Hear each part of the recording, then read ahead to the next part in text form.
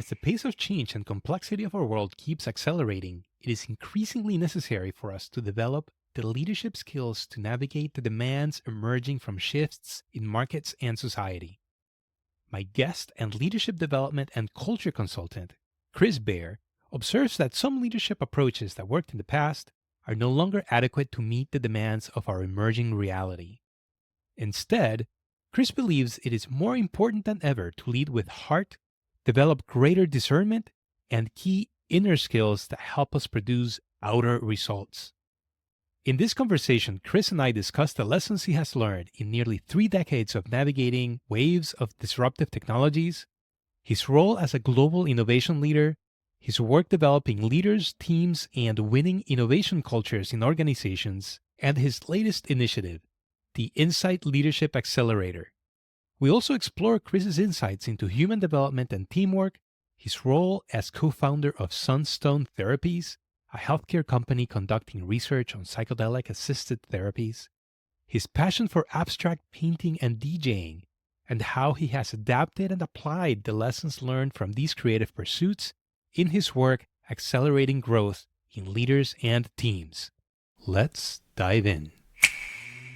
Chris, thank you so much for being on Making Business Hard today. Welcome to the show. How are you doing? Thanks, Ezekiel. I'm good, and I'm happy to be here with you. I'm very much looking forward to this conversation because there's a lot of aspects of your professional and other facets of your life that I've been very curious to learn more about. And we're going to get into that. You have over 25 years of experience in this intersection of design and leadership development and experience design, like customer experience. But before we get into all of that, I do notice that you have spent a pile of years in the hospitality industry. And so I just kind of want to just ask you, like being on the other side as being a guest, do you, as a traveler, I guess, is there a hospitality property or experience you really love? Oh gosh, there's so many different places. I mean, I think I've spent the majority of my time back and forth between the US and Europe. So I'll sort of start there to say that there's a lot I don't know. I haven't spent as much time in other places like South America and Asia and Sure. India and such. But one of the things I love about some hospitality experiences is the sighting of a particular place, right? Does it inspire you and do you feel special? I've always liked the feeling of being on the hillside in the Amalfi Coast. It's just a beautiful part of Nice. the world with the water below. And also similarly, that sort of perspective I like in Italy, Lake Como area, like getting up into those mountains. It's really beautiful. Nice. Now, I know that in my own journey into kind of like customer experience and being attentive to that, I've also developed some pet peeves. Are there any pet peeves you have around being a guest in the hospitality situation, something that you're like, this is off? Yeah, I mean, I think at times if you go to, I mean, I was just staying at a hotel this week and it felt tired. I mean, it was in a part of the world where it's probably not getting as much TLC. And I think back to sort of the business as art, there's love in there too, right? And so you have to kind of give love to things in order for them to stay. So they feel loved, because it sort of shows when they don't feel loved. And that I was at an unloved kind of lack of investment property in a hotel. So yeah, so it's not fun when you walk into a place that feels like no one is loved on it. Yeah. So that reminds me of a conversation I was having, I think it was late last year, with somebody who runs maintenance on hotels. And this one particular hotel where this person's working at, the owners are very much like rent seeking, so there's no investment. And yeah, the description of the environment, it just sounded very solemn and definitely not a place that I would care to go spend time on or like schedule the type of creative problem solving workshops that you or I might host and facilitate. Like definitely did not sound like a place where I would want to take that kind of business. So yeah. Well, I mean, this is the thing, right? When you talk about business as art, I mean, you can look at it in a lot of different lenses. I mean, if you look at it at the most functional level of, does this thing make money and is that all it's going to do? Right. It's missing the added dimensions of the opportunities, quite frankly, to make it something really special. Absolutely. I think there are a lot of people that go after just doing things just from the standpoint of, did I make money on this? And that's it. It's one way to do things and it's legal, but it is in Mhm. fact by law. And public companies have a mandate to do nothing more than create value for shareholders. But in the intersection of like leadership, creative leadership in particular, there's this opportunity space that you must be embraced by leaders to be able to see opportunity within these hidden spaces to make them better. I think that's a real distinction I look at in your example, of course, of people that do it just monolithically, and then you can do it creatively. So, Yeah. Something interesting. I just want to flag something that you said. One of the things that I really enjoyed learning in my MBA, which were not as many as you might think, is my strategy professor was very passionate about this topic of stakeholder value. And something that she would hammer day in and out till she was blue in the face is that this whole value thing, there's no law. That is not written into law. It's just idiosyncratic to label it something. But yeah. she's like, there's no law that so she would have these arguments with like the finance people, the finance professors. And she's like, there's no law, dude. It's not written into law. Something else that I've noticed too in consulting work is teams who have leadership, and we'll probably get into this later, but teams who have leadership where the goal is the money. I just noticed that there's like no real energy in those teams. It's just kind of like just treading water. Versus over time, I think I've seen like money is the result of creating something wonderful that people really want, right? And then that drives the exchange of value, and then you have your money. Or, well, I guess money can be the result of other things as well. But I think here we're talking about making something wonderful for people, right? So, anyway, well, thank you for sharing that, Chris. And so now we're going to go here, like now really jump into our conversation.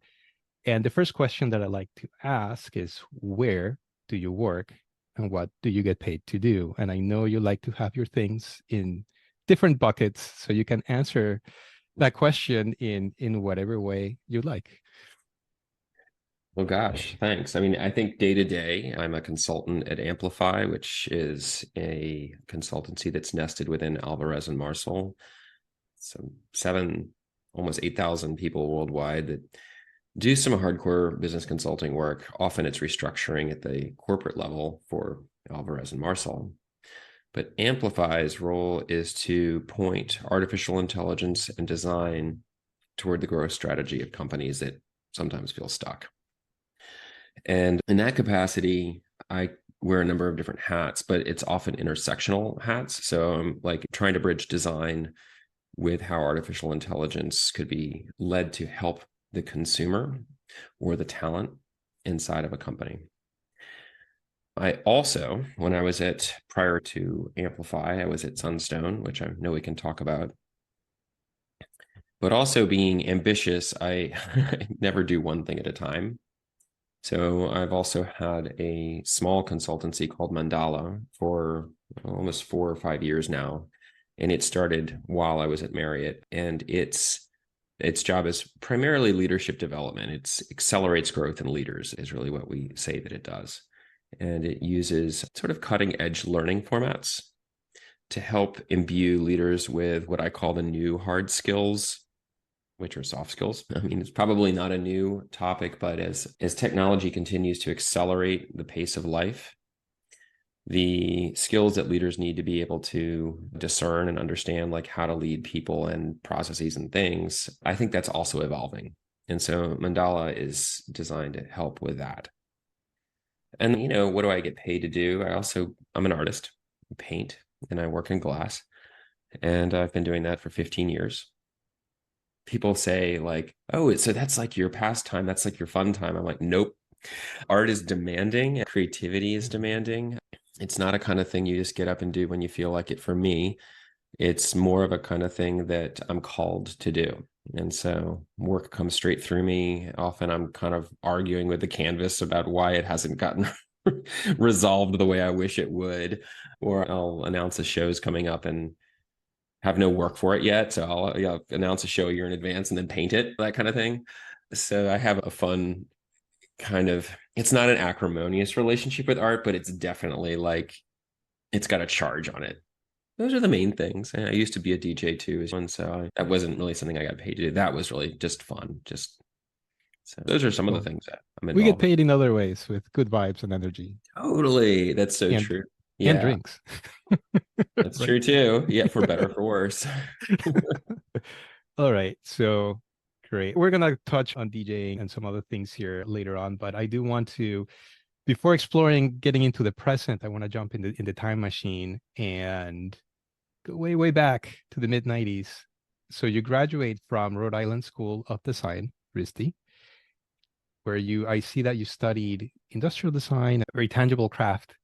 So you graduate school and then you start to work at Discovery Inc., which people might associate with like Discovery Channel, as a producer of online content in 1995, which is amazing because the World Wide Web is barely getting off, right? It's barely taking off on 1993, like a couple of years before.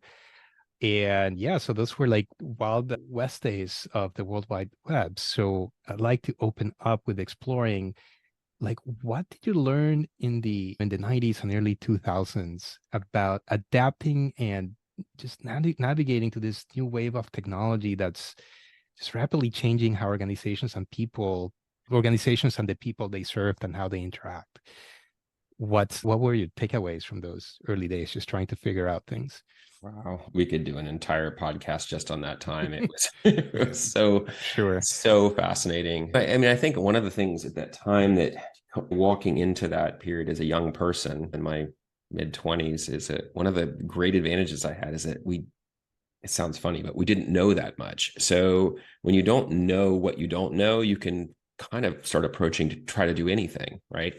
And that was the spirit of like the mid to late 90s in terms of we were really developing and making things and breaking things all the time, right at the moment. I remember I was running the Animal Planet website for a little while at that time. It was a subset of the Discovery Channel website.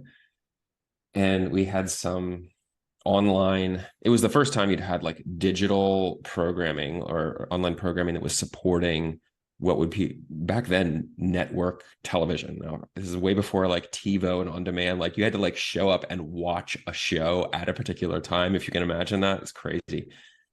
And I was someone had given me tickets to go see Kiss that night. Like not even a Kiss fan, but the experience of going, I was like, yeah, sure, I'm going. Because back then I would have gone to any show that people invited me to go to. And something had gotten mixed up and the production was on the website. And I missed the show because we had to cobble together some graphic to work with something and some call to some other piece wasn't working. And everything was kind of put together with like digital duct tape and baling. It was pretty primitive compared to now. And everything, of course, was in HTML. There wasn't really any fancy design languages. But the things that I learned were that, or at least the things that I took away, it was a period of time of just unbridled enthusiasm. I mean, and in that sense, we almost overpromised again and again, which led to the dot-com bubble. I left Discovery to end up going to become a consultant, to which I joked that we were these overpaid kids going into these older organizations trying to help them get onto the information superhighway. A joke back then. Yeah. And here we are, like full of these ideas and a little bit of skill and talent, trying to advise people who had many more years of business experience than we had. And also at the same time, were looking to us for answers. And it was surreal.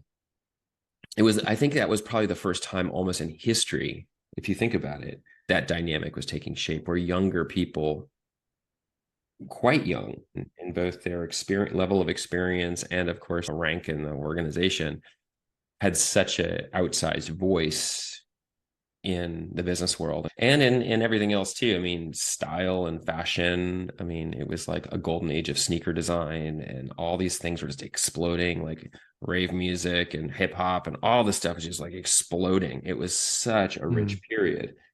So of course the party really ended I think it was when the towers went down in 2001 was when it was really over, but it started to end around 1999. But the learnings along the way, I mean, it was just such a rich tapestry of like openness to culture, of new ideas, of new things. And it would make such an impression on me that in coming of age at that time in my life, in my 20s, the downside was that you would learn in that sort of hangover of the aughts, which came after that, that times could be really tough, because for us it was always upside. It just kept getting better in the 90s for some people, in that sense, in the business, and there was so much innovation going on. So yeah, it was really interesting. Yeah. I just want to connect the dots among some things that you said early on, and just the fact that you were actually a painter, and what you were saying earlier on, how your creative endeavors, they're not necessarily quote unquote fun, that they have this charge and this demand, right? And the metaphor that was coming up for me as you're describing those days in like the mid to late 90s is the metaphor of the blank canvas. And so now you're somebody that's pretty seasoned at this point at dealing with a blank canvas. And I find that for most people, myself included, that is really hard. Like, the blank canvas is terrifying, right? You can do anything, but at the same time, it's like, what do I do? Like, what choices do I make, and where do I go? Did you have any takeaways about dealing with a blank canvas, metaphorically or literally? Takeaways from that time of your life? Yeah, and I've spoken to other artists about Mhm. particular people who are just getting started, about that very dynamic, whether it's a writer's block or a blank canvas. And the artist who mentored me was in his 80s, and I remember he was up Oh, in wow. Cape Cod, and did abstract work. His name was Mhm. Ray Risk. And Ray sat me down. He had like a deep voice. He'd be like, "Well, look, I'm going to just break it all down for you. It took me 40 years to learn all this. I'm going to tell you in like a couple of weeks." And so I went to stay with him and his wife, and Wow. he was teaching me to paint when I was in my 20s. Wow. And his first thing that he said to me was, "You're going to make a lot of crap. Like, get over it." He's like, "That is actually part of the creative process. It's like the sooner you can get over the fact that you're going to make tons of mistakes, that stuff you make is going to be utterly terrible, then you can get on with actually having the good things arise out of the detritus and debris that you've created." And that advice makes the blank canvas not feel like such an ultimatum. And so one way around that, when I've been teaching art and I talk to my daughters about this, about making things, is don't just work on one canvas, like work on three at once. And it takes the pressure off of having to funnel everything into this one moment. Like, or if you're worried you're not going to make a good thing, when you make three canvases, make three of the identical thing and then see how the differences change. And now you've created an experiment. It's safe for your ego to like fail, because it's ego. Yeah. It's all about our desire to be good and be recognized. So if we can mitigate having to put all of our eggs in one proverbial blank canvas basket, then we have the ability to let creativity do its thing, which is creativity works through us, and getting the ego out of the way sometimes is the hardest Yeah, part of the absolutely. challenge. Recently, I was just really disappointed with how media handled the SpaceX rocket that blew up. Because when I heard about it, I'm like, yeah, great. Like, it's learning. They learned something. And I think that team took it in that way, at least the best I can tell. And then the media is like, oh, it failed. And I think that mindset, which also exists, is very present in learning environments for kids, depending where they go. It's something I encounter in facilitation and facilitating teams. And it's very Mhm. unfortunate, because a lot of facilitation energy I have to spend is just kind of soothing people and Yeah. giving and creating this permission, like, hey, it's okay. Like, we're gonna be like nature here, generate lots of seeds, and maybe two, three might stick and work out. But man, that your girls are blessed that they have messaging very early on in their lives. Hopefully that will serve them well. I mean, a couple of things that you mentioned there, which are, first of all, what are young people exposed to? Yeah. Failure and not, and is failure got a valence on it of being morally wrong or bad, right? You failed, you're a failure. I mean, the way the language has actually evolved has a very high charge on it. And then back to your rocket example for SpaceX, One, it takes courage to go fail in the public. Let's be honest Yeah. about that. But let's call the media out for what it is. I Hmm. mean, it is dying and desperate to sensationalize anything because they need viewership. So if they can't make it just have a big charge on it, then they don't make money. I mean, it's pretty much that. They couldn't say like a headline just won't work well if it's like SpaceX tries something really daring and the rocket didn't work out. Let's see what they do next. They're like, no one's going to read that. They've got to make something that applies to the more base emotions of people so that people will read the headline.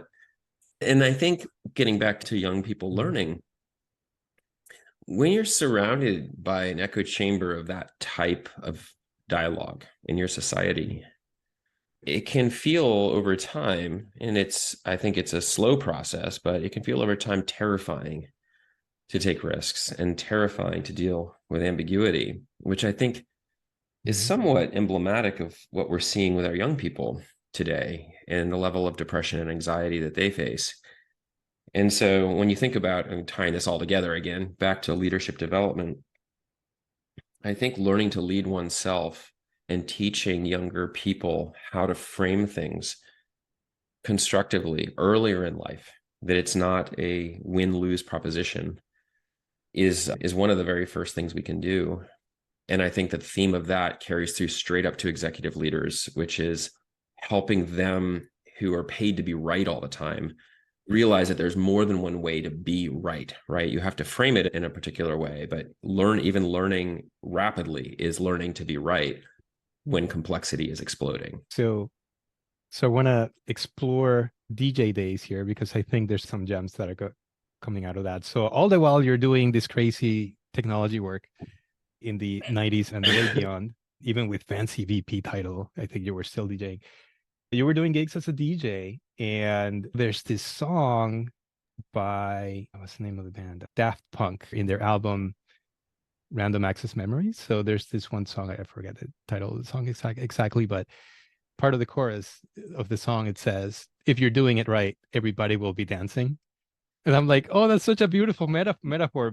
I'm like super curious about DJs and people who DJ. So first of all, like, how did DJing come about for you, and how long did you do it? Yeah, it's a good question. I mean, it started by first being moved by the music. I was a teenager and Also known young. as partying. I think that's the technical term. Well, I don't know. I mean, my expression or my experience was a little Yeah. different. It wasn't just partying for party's sake. Like, so what happened was, as I was growing up as a teenager, and I was more or less like sneaking out and getting into these clubs where these DJs were playing. One of my friends, a young woman, had conspired that we would go out and do this stuff, and I was like, all right. So, and I walked in to these clubs for the first time, and I was hearing this music, and it completely, just the richness and the immersive quality of the music with the lights and the people and everything moving in unison.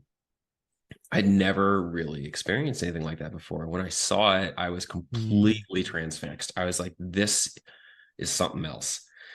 And these were not like clubs with like people standing around with drinks commenting. People were getting Mm. down. Like, it was pretty Yeah. cool. And so I was like, well, I want to be a part of that. So I would just go in and Mm. dance. And for So this is circa what year more about? Like this is like 1992, 92. Okay. 1990, even like actually 1990, I think, is when I really Mhm. started to go out. But around 95, I was like, I got to learn how this works. This will, by the way, tie back to some of the Sunstone stuff later we'll talk about. Yep.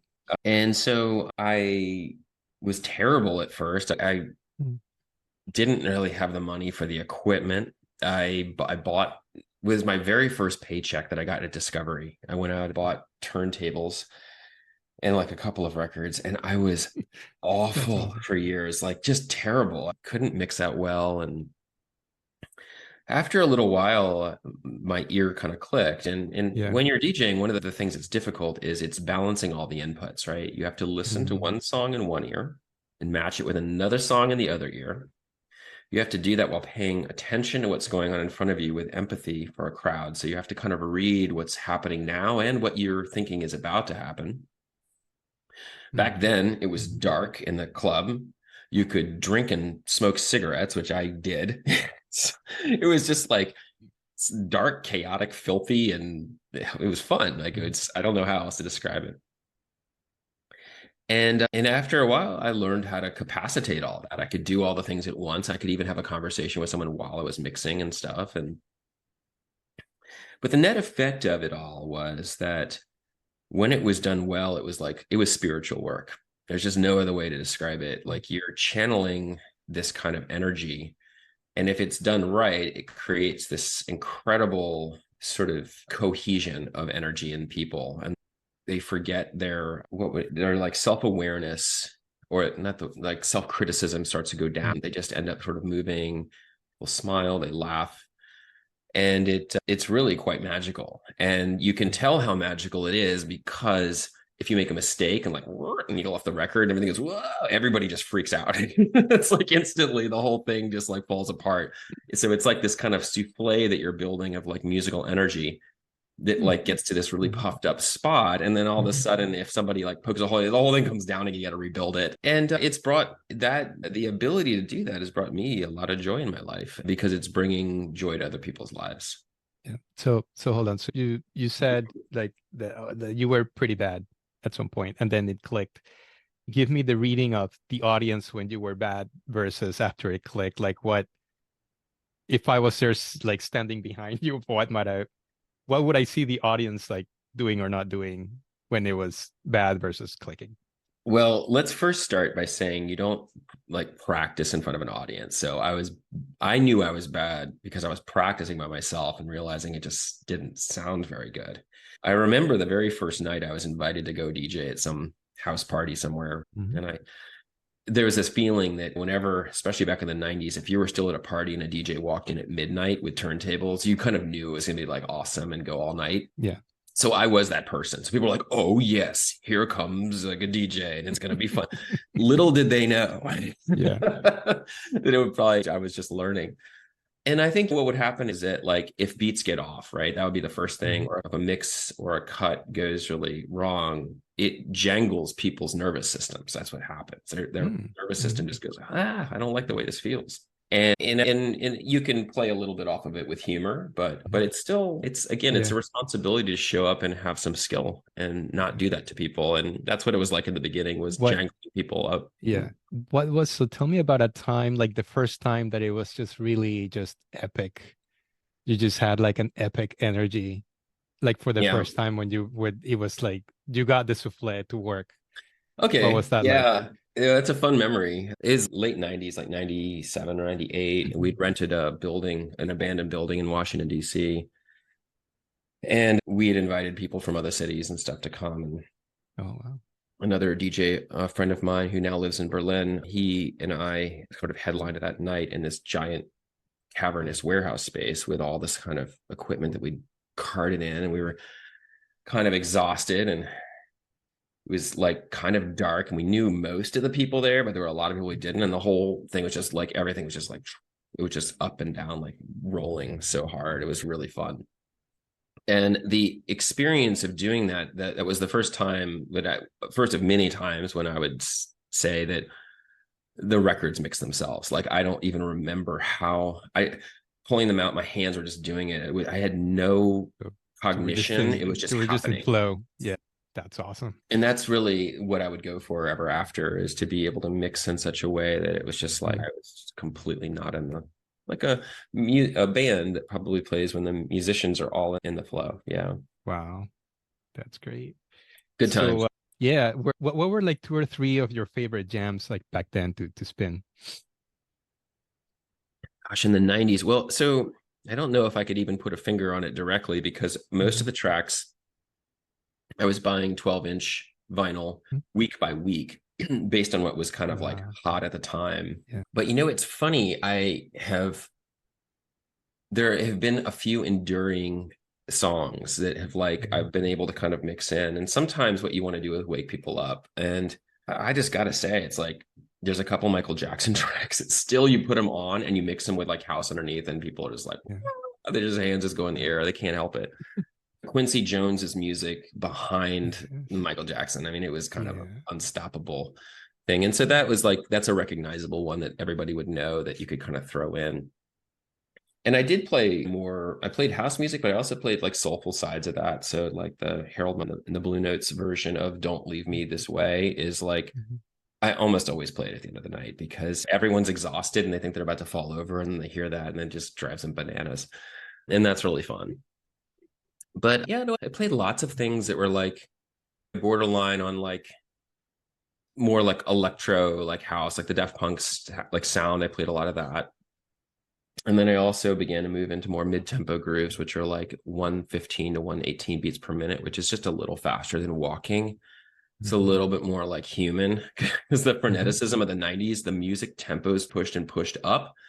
And I didn't even Yes. realize how fast it was until I listened to it about a decade later. And I was like, my God, like the music was so fast. How did anybody really like dance to it? But it's the way it was at the time. So Yeah. And you did this until like, so how long was your DJ career like spinning at parties and warehouses and whatnot? I stopped doing like small like residence work we DJed at Wonderland for probably in DC for Oh wow. Yeah. years and years. And then around 40, when I was about 43, I think I was like, and I had to make a decision.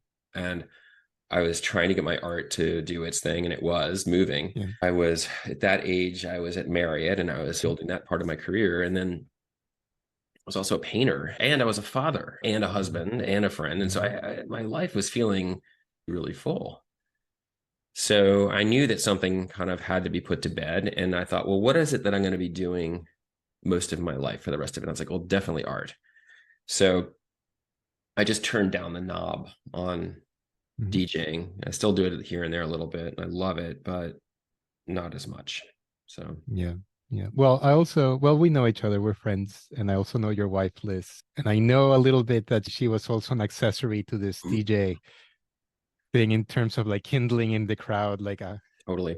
not a Yeah. plant, but just somebody there that was like you kind of tag team with Liz to get a crowd going, right? She and a few of our friends were, yeah, true catalysts. Like you could put them into Yes. the most recalcitrant and boring crowd and they would turn everybody out. They could just Awesome. they were so infectious. So Yeah. So looking back on all that experience, just curious, like what did you learn about managing a crowd and just shaping a good time for people? that's a really good question. Well, I guess if I had a like a superpower in there, it was building. Like I'm a builder. So I could even start DJing to almost at the very beginning of an empty room and I could pick sort of select who the people were that I could reach first with the music Mhm. and I would play just for them. So I learned this way of Mhm. like, how do you build energy in a group by connecting with your first kind of partners, even if they don't know that they're partnering. You're like Mhm. partnering with these people. Yeah. And then watching the sort of network effect of them be like leaders in the crowd. Mhm. And then in a way like acknowledging them with even more music that they like, right? And then Mhm. watching the crowd be influenced by them. And then as the night would get like later on, sometimes I'd hand it off to one of my friends who was DJing at like 1 a.m. And it was like Mhm. completely bananas. Like you've built it into this like really fun, jumpy, bouncy thing. And my friend would always say, like, you've just given me like, this is easy. This is the easy part. So I learned a lot about, I guess, system dynamics. It's like Mhm. watching how systems grow. What happens when you put energy into a system? How does it start to change when you put a lot of energy in? There were some songs that I would play at a certain moment that I knew I had to like take responsibility. If I put the song on, it was going to make everything go really big. There's a house track, which I love called, let me see if I can find it. It's a song by a house DJ called Sean Christopher called You Can Make It. And it's the remix, Preacher Man remix.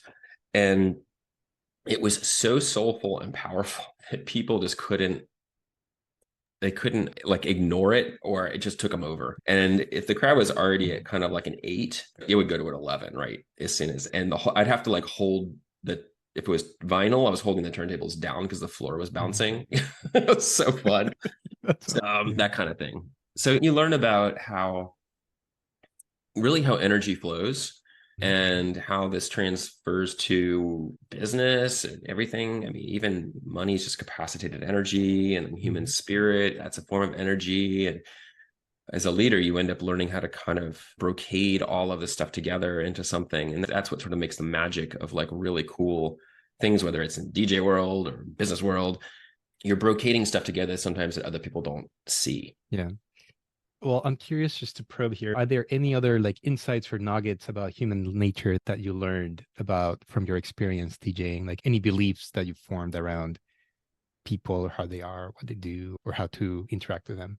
Well, yes, that people need to get together more. Yeah.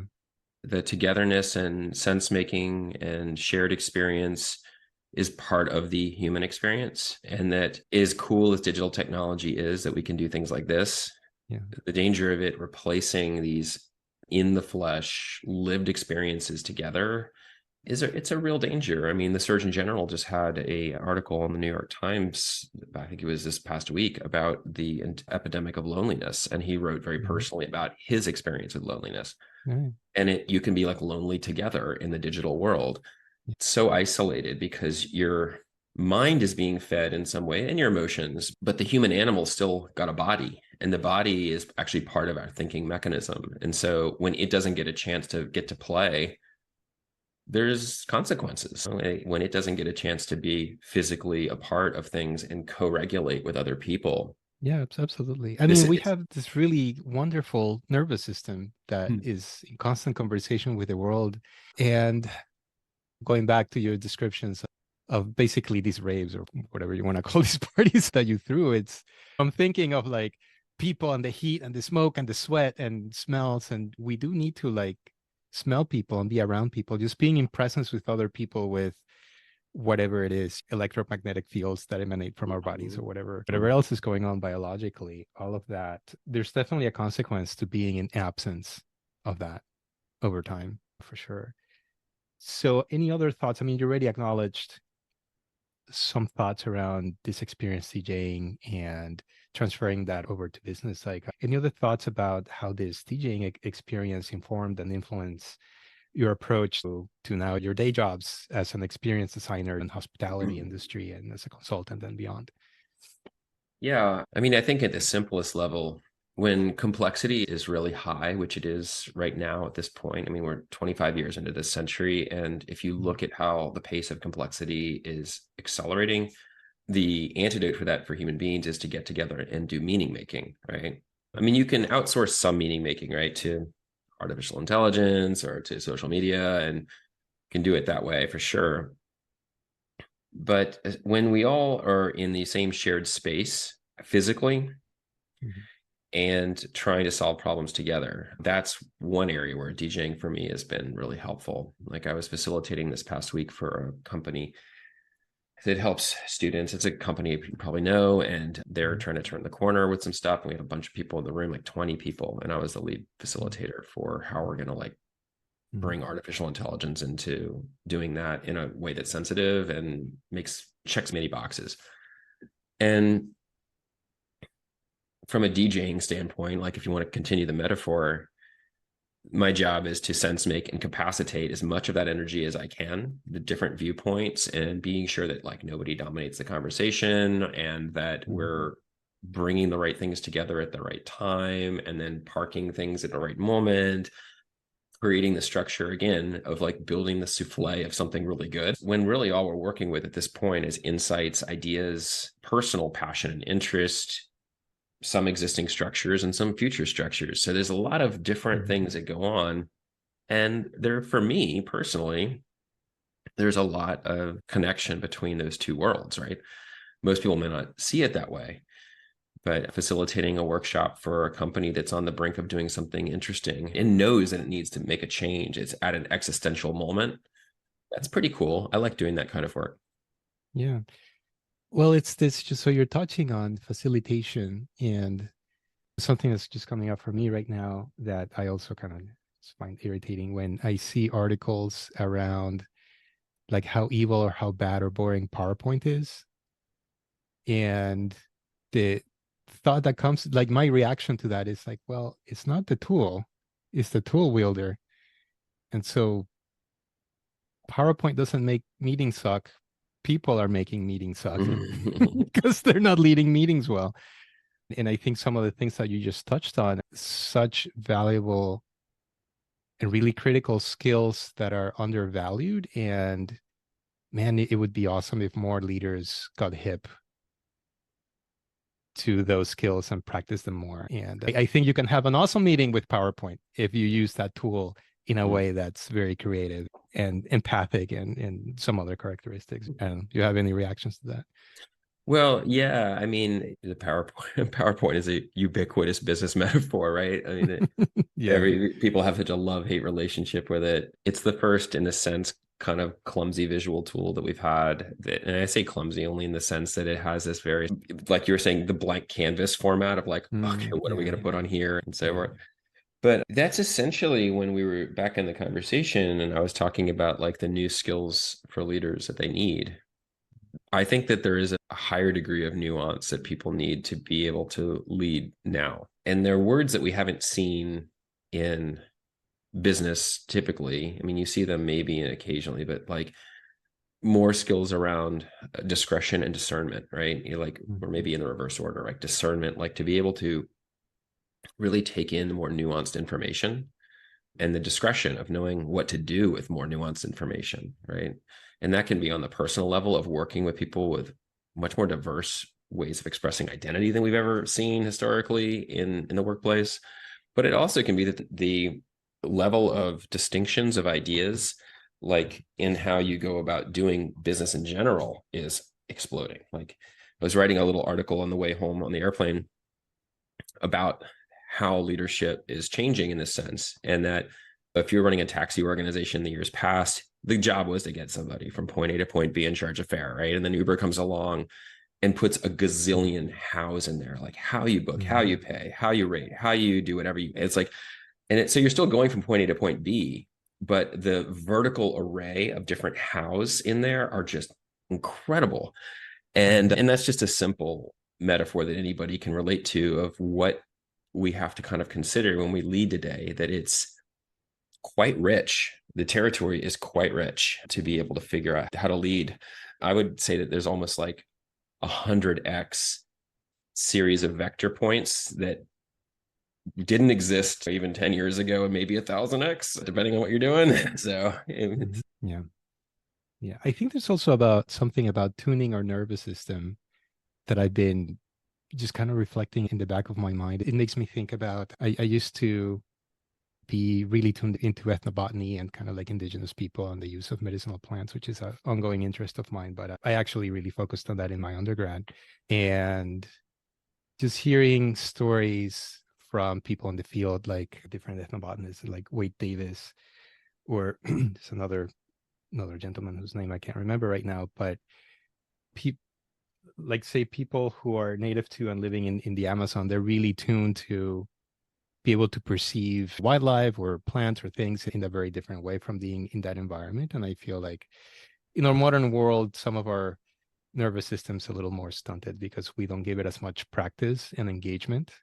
I mean, coming back to what you were just saying about getting together and like being together, and now like this technology is very cool, but it does decrease the amount of exposure and repetitions of smelling, touching, being close to each other, doing stuff together in this embodied space, the same space. And so yeah, it just makes me wonder, like, if there's things like much more deliberate things and other physical exercises that would be beneficial for just generally for leadership and for facilitating people and some of the stuff that we were talking about with the DJ, with your DJ experiences. Moving along, over time, you found your way to Marriott International. So you started working with Marriott as an innovation and talent leader. So you had different roles at Marriott over time, over a span of, what was it, like 8+ years, right? That's right. Yeah. So tell me about your first role at Marriott and the lessons you learned in that role as somebody who was working with innovation and innovation teams and kind of creating new things for new products for the market. Yeah. Oh, thanks. It's a good question. I mean, it was a really neat time to be there. The backdrop is that the company had been conducting a study with the board of directors for a number of years, not a study, but a survey. And the survey was, what's the Achilles heel of the company? And for 3 years running, coming into the time I would join, it was lack of innovation. And when you say that, it's like, well, what does that mean? Well, many companies, as they get to scale, they want to replicate, land, and expand and keep doing what they do really well. And it had done that really well. But what was happening is, as a new customer was showing up, so it's like the Gen Y, Gen Z customer, and they could not have been less interested, rightfully so, in the brands that their parents had been staying in. And of course, the senior leadership was the parents' age. So they're like, well, why wouldn't they want to stay at a hotel that we like? And all of a sudden, it became really obvious that the company was facing potentially a pretty big moment where they could win or lose. And with this next generation that was coming up. So that created this little group inside of the business side of the company, not on the admin side. So everything we did was funded out of the business. And we were to help revitalize the flagship brand, and also develop new ones, and also help support existing brands with new services that would be relevant to Gen Y and Z and such. The approach was really cool because it was a small team. I mean, it was like really small. The company itself had probably, at the time, it had 19 brands and about 300,000 worldwide associates, some managed and some franchise. We were about 12 people. And so we had the ability to move really quickly.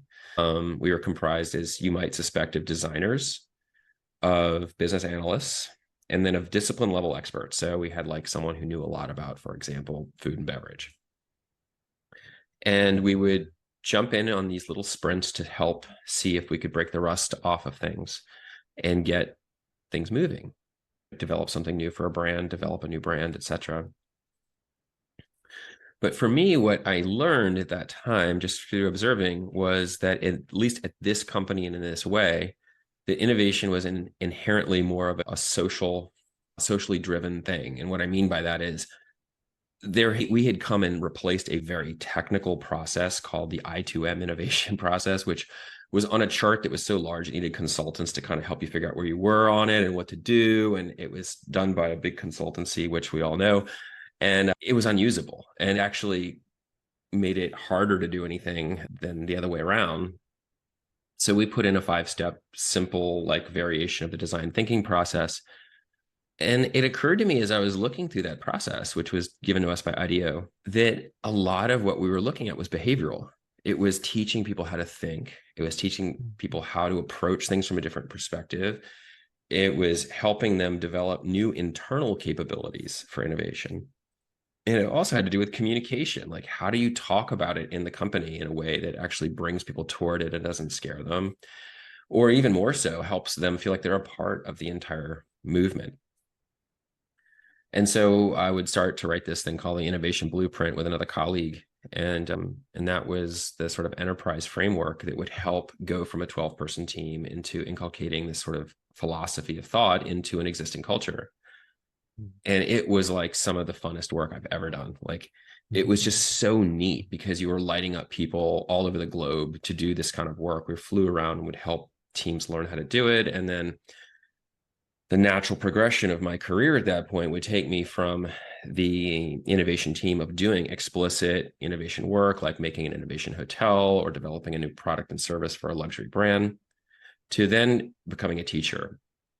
So I went and led leadership development for 4 years, and also was privileged enough that the leadership above me gave me a lot of latitude. So I was able to install an experienced design team inside of the talent department, which, if HR, that's just not what HR does. They don't do experience design. Yeah. So It's changing, but yeah, no. It is changing, but we're way out in front with Mhm. that. And so we Yeah. began to design things so that we could help the talent in the company and the associates learn faster and better, and set an example.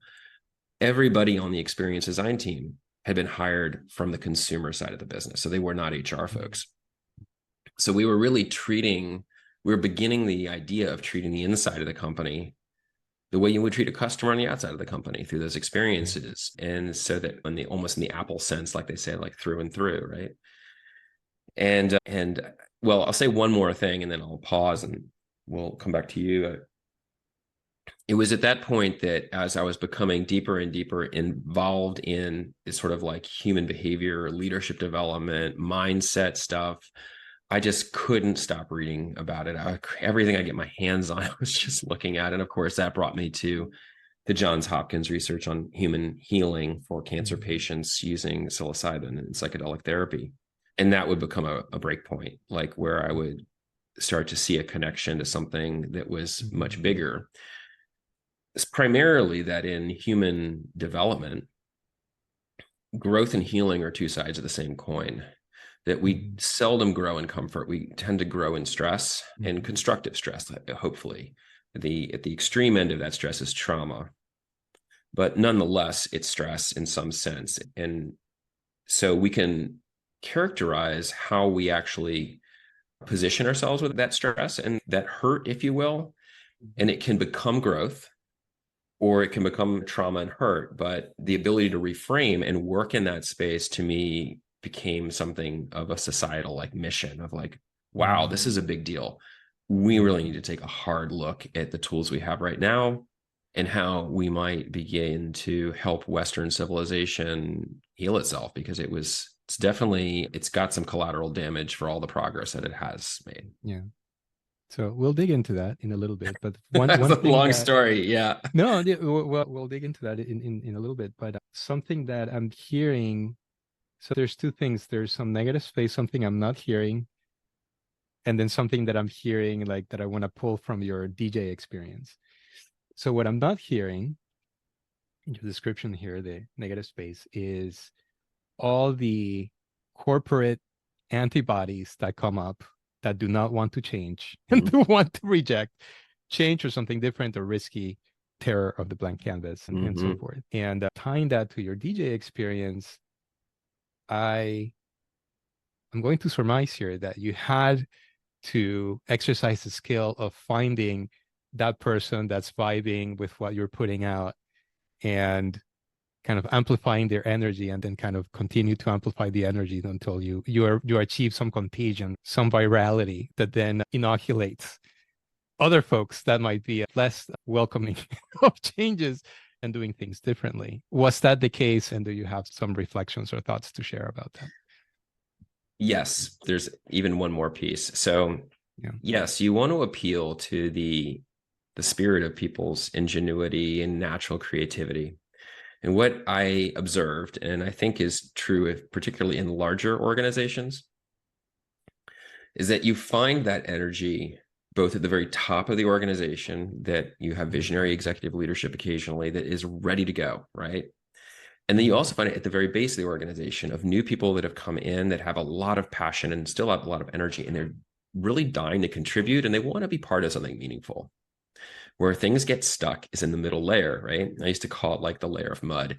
And here's the thing, that sounds like really harsh, but the fact of the matter is that a lot of the people that have reached the VP and SVP range inside of a company have spent decades trying, or not decades, but a long time, maybe a decade, to reach a point in their career where they are able to really perform at their best. And often that means executing in a way that burnishes their credibility and produces predictable results and all of those kinds of things. And innovation often can challenge a lot of those core assumptions around what is right. I'm paid to be right. I'm trying to do my best.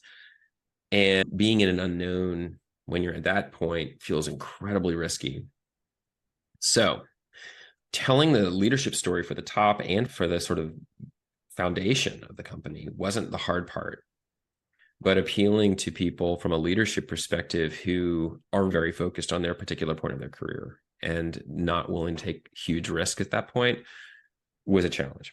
And the way I went about that was, I always joke about some of these questions as being benevolent dictatorship of like trying to trick people into being their best, was asking coaching questions to them of like, how good do you want to be? And appealing to the ego drive training that a lot of them had and being like, I do want to be really good. Well, great. What does that mean? Can you balance innovation and operational excellence at the same time? How do you do that? I don't know. Would you like to learn? Kind of literally stepping them through the process of getting there. And I think once many of them in any company, this isn't about a hospitality company, it's about any company.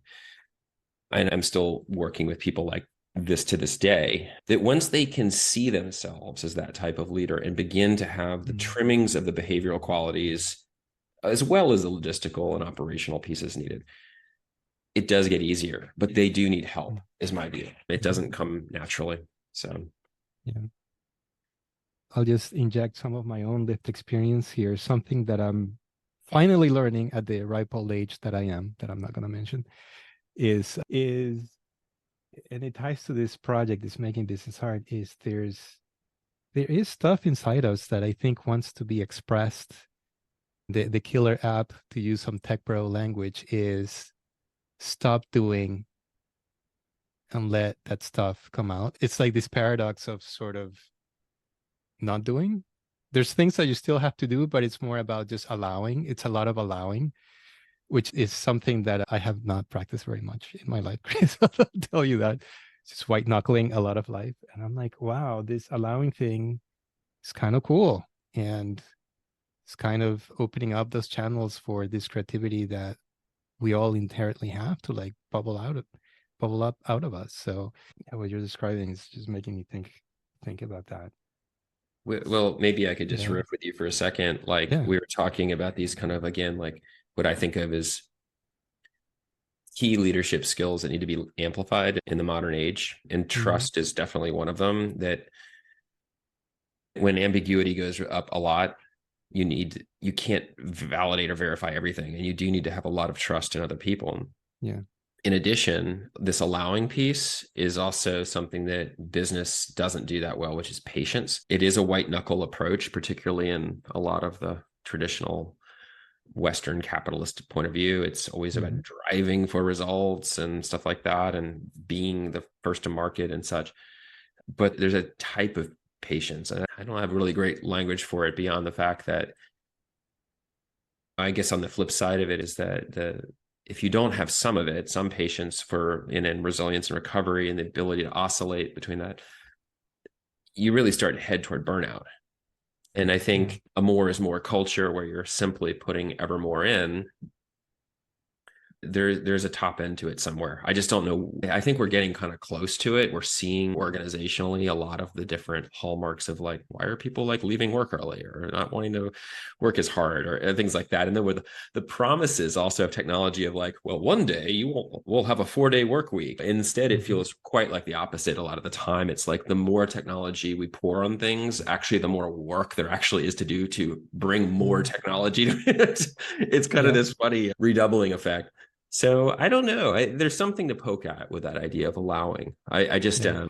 I think it's Well, a the other thing that I just keep coming back to your DJ stories, because as you're describing when it clicked for you and that you were in flow and you were just like making this epic souffle of energy in a night, is it's really about being tuned to other people and being empathic, and like it's like you're almost just feeding others, you're just feeding them energy, right? And that starts to spread. And then there's particular thing about dancing. I'm not very coordinated, Chris. I've taken dance lessons and it's just, yeah, not a good situation. But you can't think like when you dance, you got to let go. You can't think, I'm going to put this foot there or do this, because then you're just fucking it up, just to be blunt.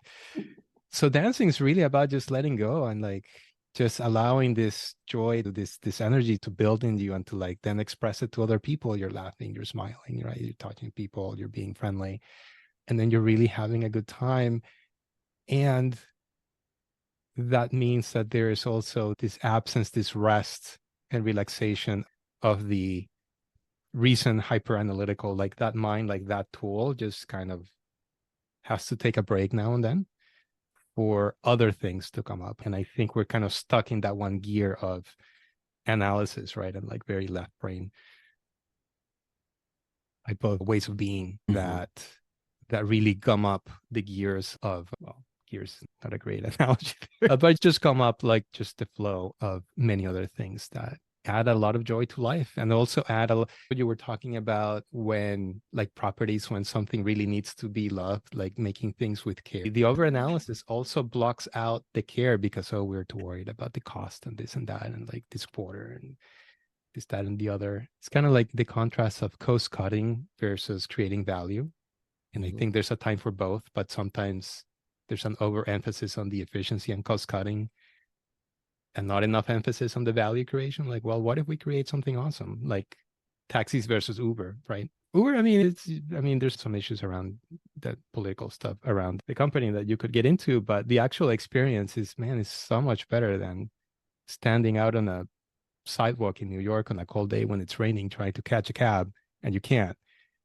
That experience sucks, right? Versus you press a button and the car comes to you and you don't have to worry about the payment and a series of other things.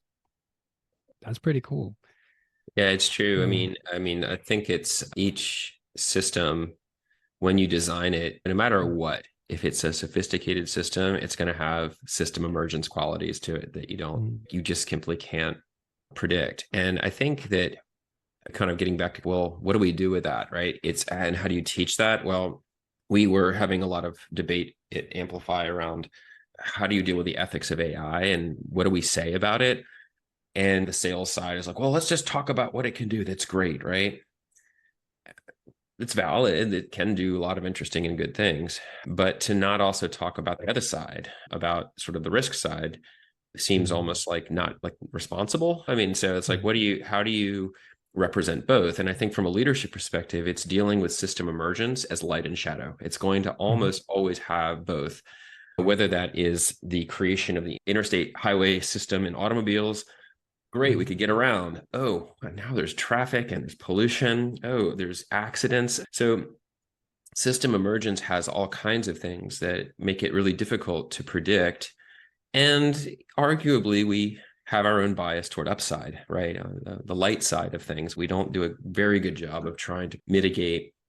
So I think that's another attribute that I think we could begin to teach people earlier on, which is creation's awesome. Like, and creation is doing its thing. Like, we're all part of the expression of the universe. If you really want to zoom out, we think mm, we have all this autonomy, but really what's happening is that we mm, are an emergent expression of everything that has happened since the inception of the universe. And with that has come light and shadow, right? At both sides. And learning how to hold that tension and maybe bend that tension a little bit. And that to me is that's a leadership attribute. yeah. So tell me, just going back to your Marriott days, just tell me about like tell me more about some of the key mindsets and work habits that you were instilling in teams to create really new and satisfying products for that people really received well, that customers received well. Yeah. Well, I mean, I think it started with introducing anybody to the idea that they could be, in a way, two things at once. That you could create value today and capture value today, which is a lot of what business is about, making the right decision now so that you're Mhm, doing value capture and then understanding how to do value creation for tomorrow. mhm, And they had very different mindsets. One, the today version was about like getting to the single right answer now and knowing in concrete form like how things are going to unfold, making it predictable, all of those kinds of things that create an environment where you know what's about to happen and people can report on it and those kinds of things. That was a fairly well understood part of the business because that's how operational excellence works. You're basically trying to create predictable, repeatable systems that are faster, cheaper, better. The value creation side was really about dealing more with ambiguity. Of course, you're working with insights, so you have a hunch on how things could go, but you don't really know, right? You can't. So it's a more of a generative place rather than a deductive place. And so you're really helping people learn to shift gears between these two mhm, states. And as a leader, having to do both, not just one or the other. And that's what an integrated like function of what innovation in a company can look like is people that can do both well. So I taught that. The other thing that mhm, I thought was like a little simpler, but I think really powerful, and I think that every company should be doing a lot more of, is coaching and understanding what coaching really is and how the mechanisms of it work. That it's based on questions and centered around the coachee, not the goals of the person who's coaching, often who can be a manager. But learning how to unlock and bring out the best in people and doing that is also an innovative pursuit, right? Helping people find within themselves things that they may not have had the courage to bring up and bring light to, or maybe to be able to see themselves in a bigger frame that before a coach began to work with them was almost invisible to them. And that to me is another really important skill that organizations need today, in my opinion. Yeah. Something that I'm curious just to kind of land on some concrete examples of activities that you were doing at Marriott. I'm very curious about how the teams go about prototyping concepts, especially when it involves like space, like place, right? Like a building or a room, etc., in conjunction with services, obviously, because it's not a silo. Yeah, do you have one or two stories to bubble up for you around how did that look like? Take Yeah, us it's a take good to that. question. Yeah. Yeah. Well, I mean, at the time when I was there, Marriott had not yet acquired its largest competitor, which is Starwood. And Starwood had a place called Star Lab in New York Mm, City where they would prototype things. And meanwhile, Marriott was doing incredible things with being able to like leverage design and do stuff, but they weren't necessarily getting the optical credit for it, for one. And two, mm, there wasn't a place dedicated to it in the headquarters at all. And so coming back to the innovation blueprint, we folded lots of things under this. There were behavioral things, there were initiatives that were going to create value, and then there were some capability things of like, how do you go about generating more of this good stuff at scale? And one of the things that would happen would be that they would discover underneath the headquarters this huge, like cavernous, undeveloped, empty space that would become what's called the underground. And the mm, underground was to become Marriott's innovation subterranean lab, right? It had a much more of a physical space emphasis. Digital things showed up there, but it really was a place where you could concept an entirely new spatial flow that people could walk through and experience in 3D space the way something would be for them. Hotel rooms of the future were designed there. There were new bathrooms with like super fancy stuff that was designed there. There were F&B mm, experiences there. We also mm, used the space to teach people. So we would convert it into a training space for innovation, and we'd hold innovation sessions down there as well. So, and then of course there were a whole host of what they called model rooms that were also there. Now, when we designed the new headquarters, and when I say we, I still feel like I'm somewhere back there in my mind. Gensler had come in to help with that. And we began a lot of the planning process of the new headquarters in the underground. And now the new mm, headquarters in Bethesda Marriott, which is mm. gorgeous, has a much more robust physical space innovation spot there. And I get to go and hang out with those folks occasionally, which is kind of fun for old time's I sake. love the name of the underground and subterranean. It just kind of makes it sound like stuff bubbling out of the unconscious into like into the light or something. That's really cool. It's very Jungian. It is very Jungian. And the thing that's kind of funny about it too was it was complete happenstance. Like it was almost Mm, like an accident that we're like, hey, look at all this underground space. And then you get off in this elevator 2 floors. And it mm, was like kind of really cool when the doors would open. You felt it was special. And then, of course, nice. everybody wanted to kind of get down there and Mhm. nobody knew quite where it was. Only one elevator went and that kind of thing, or maybe two. So Like yeah, like it did the have kind of this speakeasy. had a magical feel to it. That's awesome. Did you all ever bring like consumers down to interact with some of this 3D, these like rooms or spaces or bathrooms? Or how did you get a read on, hey, does this work? Does this really touch people in the right way that meets our intent? Yeah, I mean, the answer is definitely. I mean, I think to be clear, my side of where I was working was less in the physical space design, the architecture Mhm. group who and designers in there who I really loved and partnered with, and they were part of the blueprint architecture, right? We're really the ones who were in charge of vetting and seeing how space and people work together. But well, and it was multidisciplinary. So you'd have Mhm. people from physical space design and digital experience design, and then vendors that had some new angle on a consumer Mhm. lens on digital experience, such as how do you personalize a room using digital capabilities that make it a much more Mhm. seamless. Some of those things have Mhm. way come to pass since I Mhm. was there. But yes, I mean, it was great to bring consumers through and have them also feel I think they felt a little special at times coming into that space. Nice. Well, now I'd really like to start dialing in into your favorite topic of leadership. That's a passion of yours. Over time, your work did become increasingly focused on leadership at Marriott and then beyond with Mandala and some of the things that you're doing now. So something that I'd be curious to dig into more is what makes a leader effective at fostering a culture of innovation and customer centricity. Yeah, that's a big question. And there's many ways, of course, to do it right. Now, I'm going to just Sure. acknowledge that I have just Yeah. but one point of view on it. So let's just make sure we get that out of the way.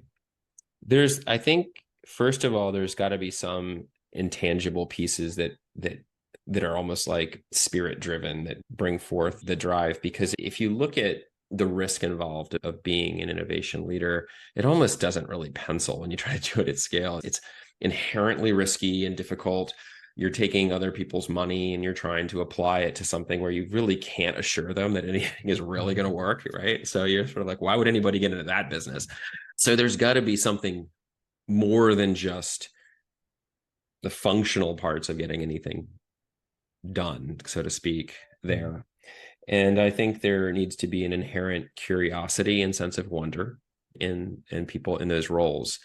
And again, back to what I was mentioning earlier, the contrast between operational leaders who are really good at execution, it tends to be a complementary but opposite skill set, because we're not dealing with this is the answer, the one right way. At the beginning, you're sort of oscillating between this generative space of almost like respiration, of like taking in a lot of information, coming back and finding a sort of a nexus for next, going out again, like the double diamond, right? And of design thinking.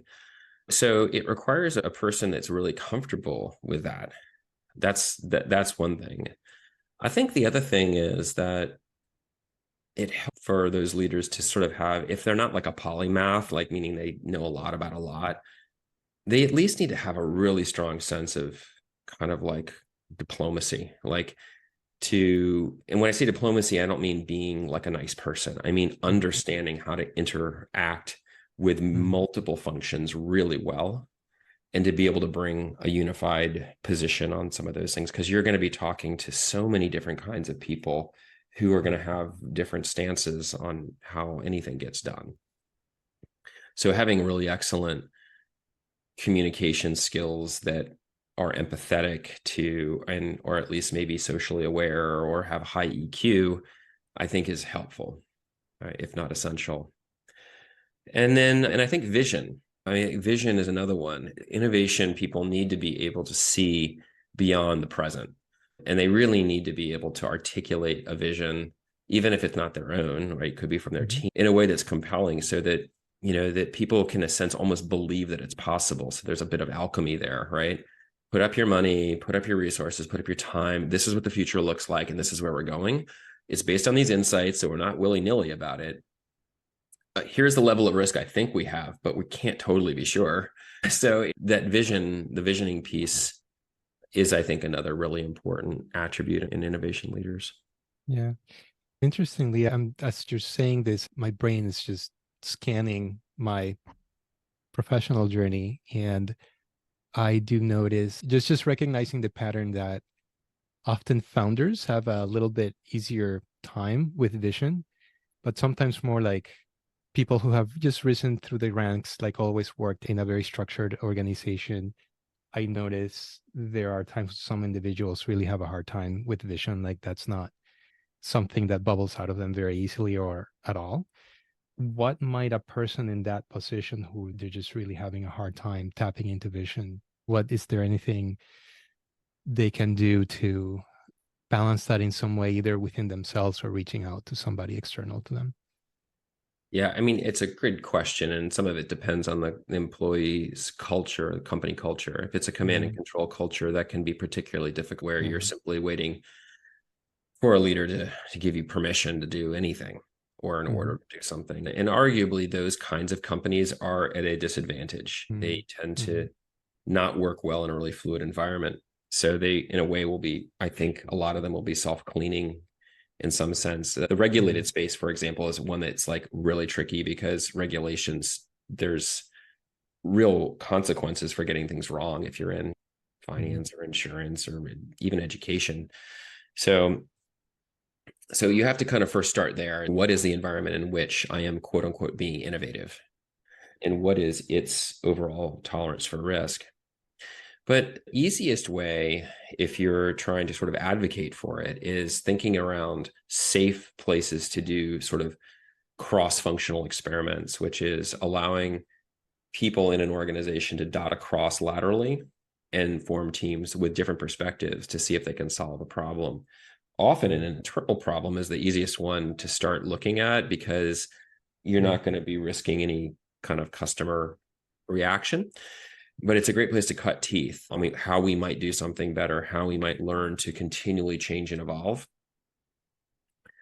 Barring that, you can do what I did, which was like, I still can't get over the fact that I got away with this, but I wrote a letter to like a memo to the CEO and when I was at Marriott and asked to like speak to him. Nobody did that. Like I was like, apparently I was so new that I didn't know that you couldn't like just do that. And I asked to interview the CEO about the role of innovation in the company and what it meant for shareholders, what it meant for the customer, and what it meant for leadership. Those are my three vectors that I asked about. And he was like straight ahead and went down that. And then that kicked off a lot of things. But I don't advise doing that. That can like get you in a lot of trouble. So luckily I was very fortunate to have people north of me in the organization that were supportive and saw that my good intent was just good intent. So, Wow. Well, I think we're just speaking about, well, I was asking you about what gets in the way of vision, or like how to overcome that within a leader who's having a hard time tapping into that. But so let's just explore like what trips up or gets in the way of people in leadership positions in fostering, be it a healthy or a vibrant or a winning culture or a culture of innovation. Yeah. I mean, the first word that leaps to mind is fear. Like that when leader's job is to be able to capacitate energy. And so you take in a lot of information as a leader. But if you don't do a good job of transmuting that energy into something constructive that your team can work with, and instead you just issue it as like fear, you will create a culture of fear. And in fearful cultures, they do get things done. There's no doubt about it, but they come with a whole host of consequences, i.e., health consequences, attrition consequences, and cultural consequences that build the reputation of the company not being a fun place to work. So first of all, it's getting control over your own internal nervous system so that you know that you can capacitate the energies that come your way. That can come in the form of a crisis. It can come in the form of like another leader that isn't that highly evolved and is coming after something. It can come after data that's come to light about your own organization that needs to be fixed, or even personnel issues, like how you choose to work with that information and turn it into something that can be managed and parsed. To me, that is a really big part of how really effective leaders work in organizations and create great organizational culture. Wow. So something that I've also been thinking about for a while now is storytelling. And more storytelling, like really, I don't remember where I heard this, but it really landed for me or clicked for me a few years ago. It's like this notion that we really become the stories we tell. And I think lately, society-wide, we're telling some really crappy stories that I think need to change. And I know storytelling is a big thing for you. So tell me about story. What does that mean to you, and how do you work with it, and what do you think about it? I think if you think about human beings as inherently like meaning-making machines, like we work, all our motivations tend to work on making meaning of things. Like it's where a lot of our intrinsic motivation comes from. And often it can be around ourself, like how we see ourselves in the story of life, what is important to us, who we think we are, and our identity. And socially, the richest mechanism we have for sharing informations around meaning making are stories. Everybody from the earliest times tells stories in order to create a shared sense of understanding, value, picture of the present or the future or the past, particularly the past, of course.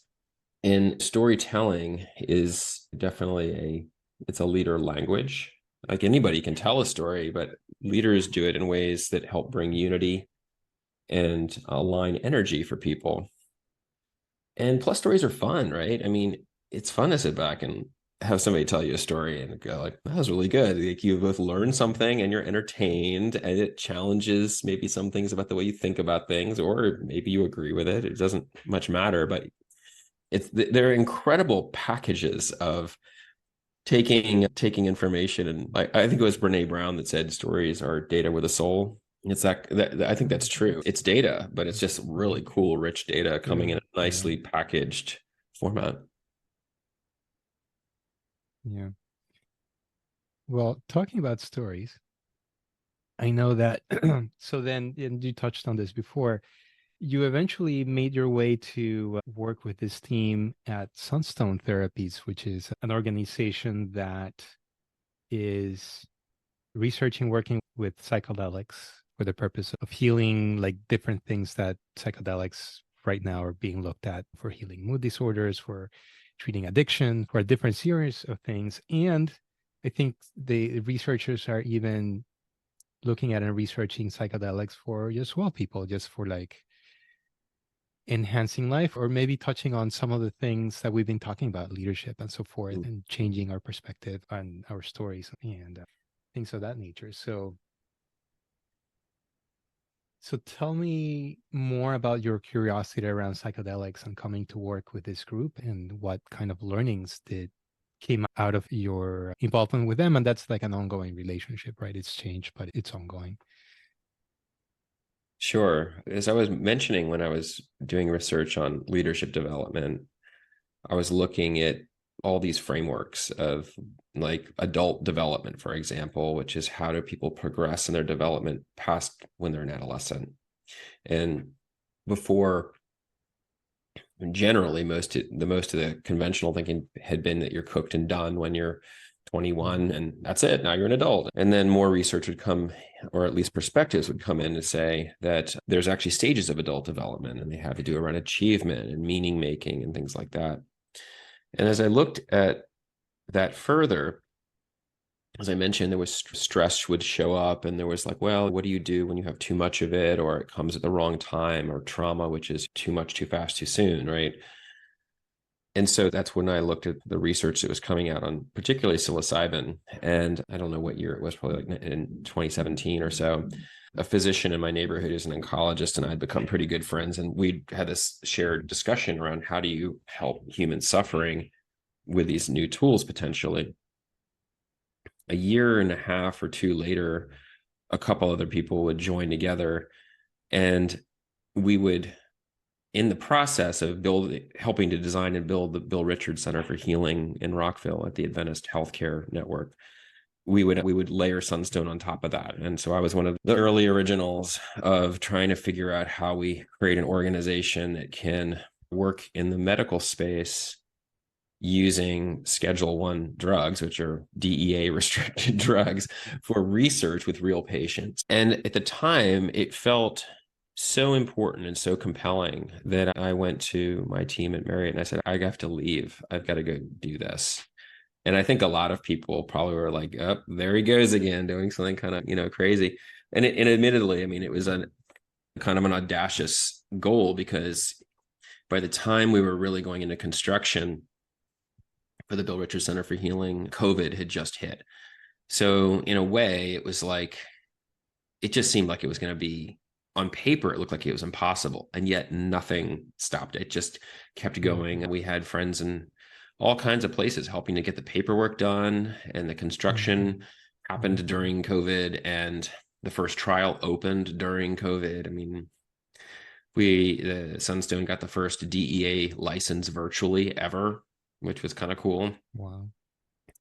And so my role in that company was, again, at this intersection point between how do you make a wonderful patient experience that spans between place of the design of physical space, people, and technology. And it was not just like a normal clinic, in the sense that not only do you have therapists who are working in the space, and the whole format of the therapy is complex and emerging, right? I mean, it's being actively researched, so it's not necessarily that well understood. But from a data perspective, even, you knew that behind all of this new research, there was going to be a whole new way of looking at how people heal. I'm kind of broad. I call it consciousness medicine. I'm not the only one that says that. It's been tossed around a little bit, but like, how does our consciousness have an interplay with our physiology and such? And if we heal one part of our narrative, our story, would that have a downstream impact on how we physically feel in the world, mentally feel in the world, how we show up for other people? I'd say anecdotally from what I've seen, the answer is resoundingly, there's something there. I mean, how much in the way is unclear, but Sunstone is now like poised to grow again. And I was there for about 2.5 years just to get the base layer of it started. And it's been a privilege and an honor, and love the people there, love what they're doing. So now for listeners who are unfamiliar with Sunstone and this psychedelic research, can you just kind of step back and just briefly touch on what specific research is Sunstone like looking at or working on?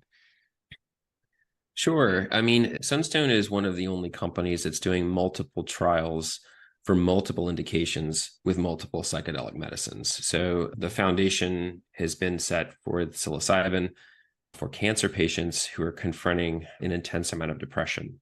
And the question was, would a structured setting of administering a known dose of psilocybin combined with therapy move the needle on a score they used to measure depression?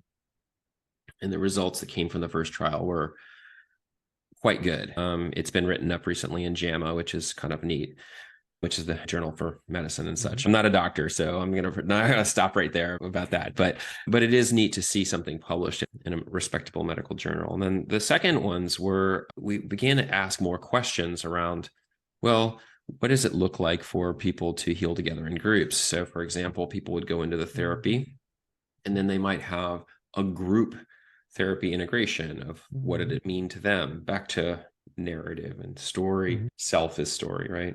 So the other medicines it's been working with is MDMA, which is largely known as an empathogen. It's not really a psychedelic per se. I guess it can be in certain administrations, but the way it's being used is more of a heart opener for narratives so that people can get access to things that they might have shut away, and then wrangle with that content however they need to, and do it in a supportive environment with a therapist so that they can come out feeling more like a whole healed person. The other medicines that are going to be coming on, I think, are going to be, I know there's ketamine, but that's that's not a Schedule 1 drug. And then also, but LSD, and I think there's a 5-MeO-DMT trial coming up as well. So Sunstone's really doing a lot of work across a lot of indications. It's ambitious. Yeah. And then for listeners, if listeners have Netflix, they can check out, what was it, How to Change Your Mind on Netflix? Yeah. Oh, yeah. And That's I right. think, I forgot about and that. Sunstone, Yeah, Sunstone's in episode 2. in one of the episodes, right? Yeah. So they Yeah. can learn more about Sunstone there, and it's very well done. Yeah. Very well done. Yeah. Thanks for the reminder. Yeah. So I remember, so I'm very enthusiastic about all this literature about psychedelics. I find it like super interesting. And I remember watching an interview with Matthew Johnson at Johns Hopkins. He's a researcher. Yeah, he was pointing out some observations, something about that psychedelic experience in this very structured, supported setting that you were mentioning, being able to change or make a shift in identity, which is also to say, like, kind of shift some inner narratives and stories, and how that seemed to be pretty important. That was something that Matt Johnson was really like highlighting and pinpointing in that conversation, and I found that really interesting. I'm also curious about your take on this piece of the research landscape about psychedelics, or of psychedelics for well people, which one of the lead researchers, Griffiths, is it Robert Griffiths or? Oh, Roland Griffiths. Roland Griffiths. Yeah, names is not a strength of mine, unfortunately. Neither, me neither. So forgiveness to all the people here for misnaming or mispronouncing your name. But Roland Griffiths, he's spoken about interest in exploring psychedelics for well people, and I think there's some other, especially of the OGs, the elders in the space, also speaking about that. Do you have any thoughts or position on that topic? Sure. I like to always say this again. This is just my perspective, so I'm not pretending that I know everything or that I'm even right. But I think that there's a lot of potential benefit for people who are well to have some level of self-exploration. I mean, again, my opinion, sole person, is that could it be viewed that it's an inalienable right to be able to explore your own consciousness? I mean, doesn't seem that far-fetched if you're living in a free society, especially if you're doing it in a responsible and safe way, and it's not abusive or things like that. And luckily, psychedelics are very difficult to abuse. They tend to be non-habit forming generally. But the thing that's been on my mind recently about this, Ezekiel, is that we saw this in the 60s, where there was this kind of incredible like explosion of like people starting to get a peek behind the curtain and thinking that it might be just right for everybody, and essentially almost like putting LSD and other things like that in the streets. And I think we learned a lot at that time, which is what happens is, and this gets back to systems again, but it can be incredibly destabilizing when you have that type of thing going on in a society, as opposed to let's put it another way, an elder-led, conscientious, societal containers that exist to hold this type of experience with dignity, safety, integrity. And the trouble is that indigenous societies know this perfectly well, but most Western societies that are completely science and evidence-based don't really understand it. So it's kind of, I think it's almost been an affront to a lot of the indigenous communities to watch Western society discover psychedelics. It seems like absurd, right? And then to legitimate them, and then to like even uncover the fact that maybe even healing in a group can be really like, it's like, look what we've discovered. And then meanwhile, the indigenous people have been doing it for like thousands of years. So there's something there that I think needs to be named, and it's definitely some version of, whether it's appropriation or whatever. This is what often happens in the Western world, is until it's legitimated by someone in science, it doesn't technically exist, where it does exist in a lot of other places and helps people grow and change, be they healthy or ill. And I'd say the last thing is that there are many people that, again, anecdotally say like, well, I'm interested in doing this for myself. Where can I go and do it? And the answer is, well, I can show you the door. I'm not allowed to tell you what to do. You can go, there's retreat facilities for people that they can go and do it in a legal setting elsewhere. And people do report when they come back that it's been transformative and helpful and healing. And I've also heard that people have come back in unsupported environments and it hasn't been. So it's not a panacea. It's important to just go in very clear-eyed to that type of thing. But I think that there is something for well people. We just don't have a lot of societal containers to do that. Yeah. I'm a huge fan of science ever since I had memory, but something I do wish is that there was more humility in science and how some changes in how science is practiced, and just departing from just the truth, I guess, that science as a sense-making activity is constrained by our questions and by the capacities of our instruments. So there's this habit of, oh, if I can't measure it, then I'm just going to ignore it, such as placebo effect, which to me is just mind-blowing, that somebody can get fake surgery and actually heal. That to me is just, it just blows my mind. I don't even have language to describe it, but it's not unmeasurable. So we're just going to kind of ignore that. It's just a nuisance, right, of clinical trials instead of like, oh my God, like that's such a powerful phenomena that we're observing, yet we ignore, right? Because of some whatever ideologies and idiosyncrasies that we have in our approach to science and society, or just civilization at large. Anyway. Well, can I comment on just something there? So, I mean, I think, again, not a scientist, but I think you can kind of look at science in a couple ways, right? One is it's deductive, right? Can we find like the answer, especially in medicine? Can we find the mechanism of action that proves this outcome, right? So that I can insure it and pay for it. So that can be incredibly limiting. And what happens, of course, is drugs get used off-label, because the mechanism of action does other things too that were not necessarily tested, but anecdotally people learn that they might actually have other uses, right?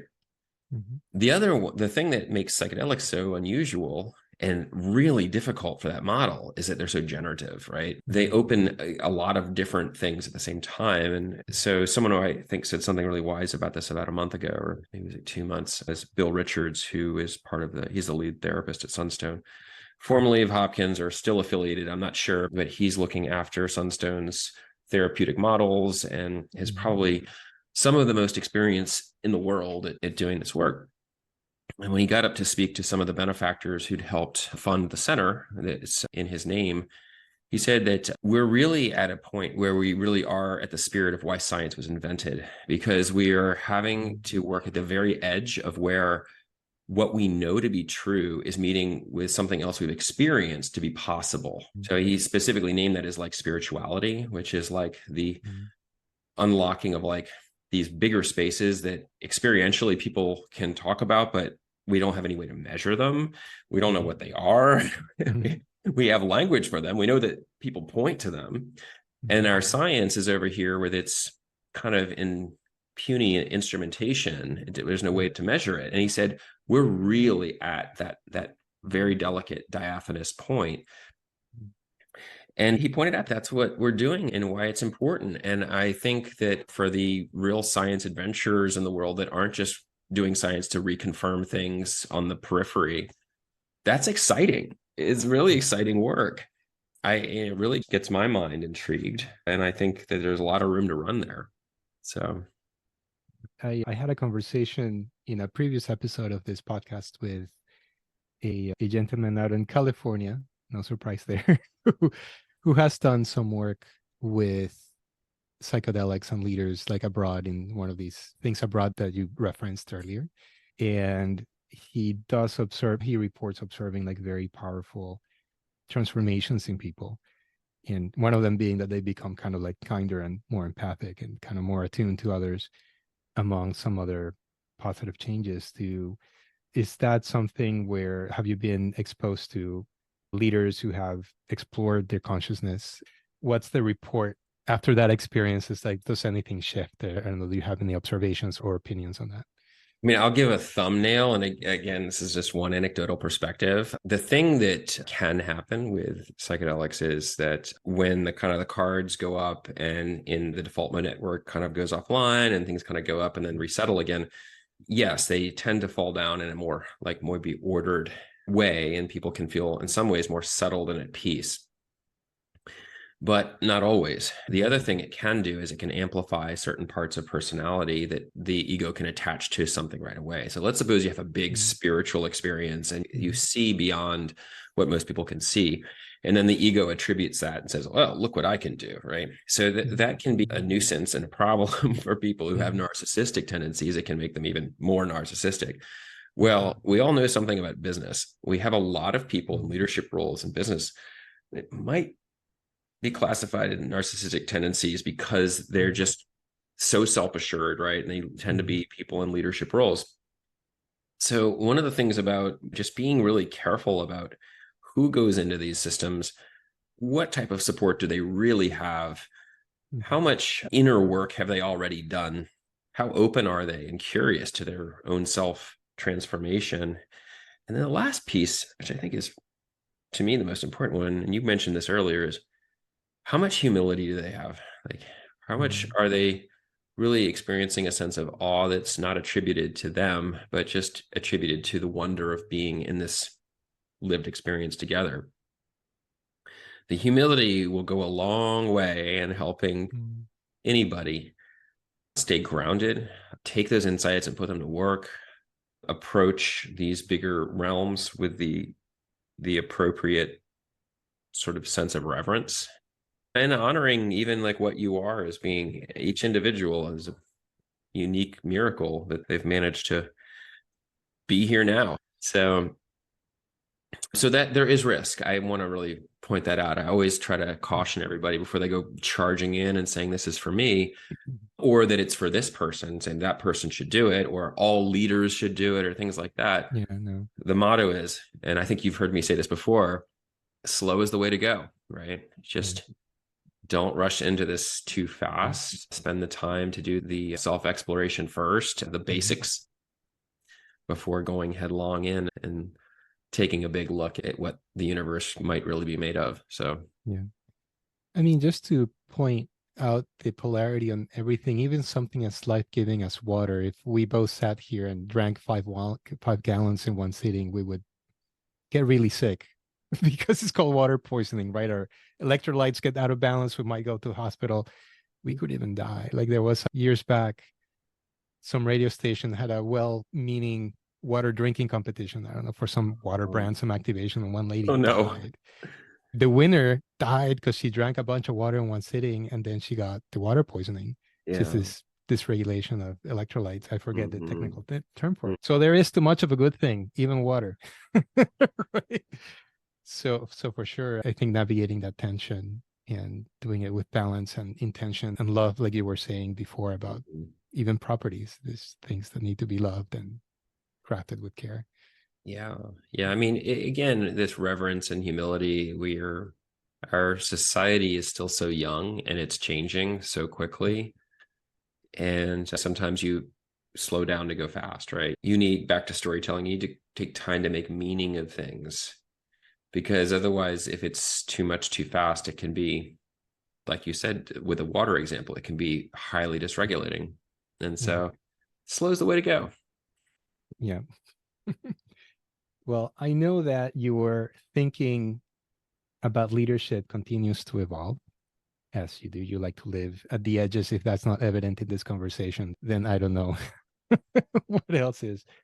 But I know that you have something called the Insight Leadership Accelerator. And the interesting thing about this is now we're coming full circle here in your 25 plus years of being a professional, where you started your career at an inflection point of a technological revolution, right?